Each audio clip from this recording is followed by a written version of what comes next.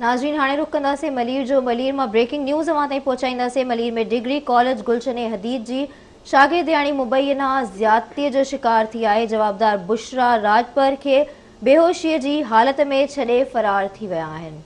अवांखे update कंदा हलूं। Breaking news आहे त मलीर में डिग्री कॉलेज गुलशन हदीद जी शागिर्दियाणी मुबैना ज़्यादती जो शिकार थी आहे। जवाबदार बुशरा राजपुर के बेहोशी की हालत में छॾे फरार थी विया आहिनि। बुशरा के 9 फरवरी ते गुलशन हदीद मां अगवा कयो वियो हो। इन हवाले से राब्तो कयो आहे मलीर में आवाज़ टीवी के रिपोर्टर आसिफ जतोई सां। जी आसिफ, कहिड़ा अपडेट्स आहिनि?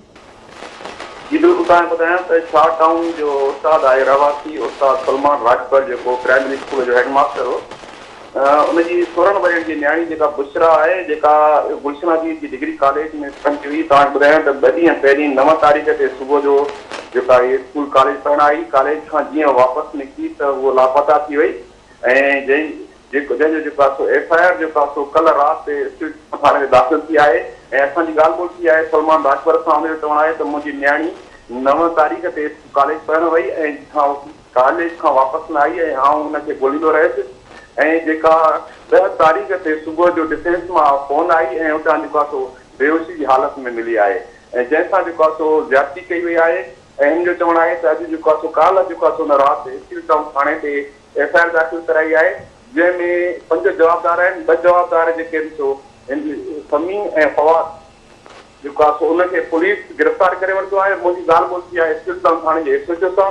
उनजो चवणु आहे त सलमान राजपर जी FIR ते असीं जेको 2 जवाबदार जेके मुख्य जवाबदार आहिनि उहे गिरफ़्तार करे वरिता आहिनि, जेके इलाक़े में मौजूद आहिनि ऐं जिन खां जेका पुछागछ थी रही आहे। ऐं तव्हांखे ॿुधायां त ॿिए पासे असांजी सलमान राजपर सां ॻाल्हि थी ऐं संदसि न्याणी सां ॻाल्हि ॿोल थी।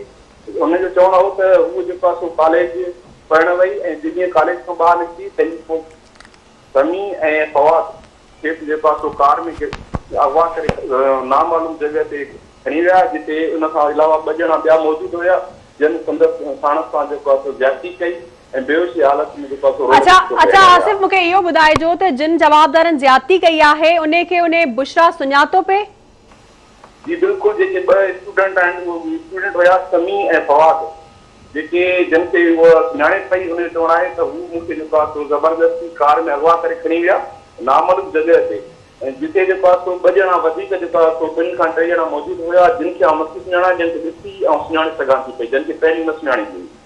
जी ठीक है आसिफ, वॾी महिरबानी अवां जी अपडेट करण लाइ।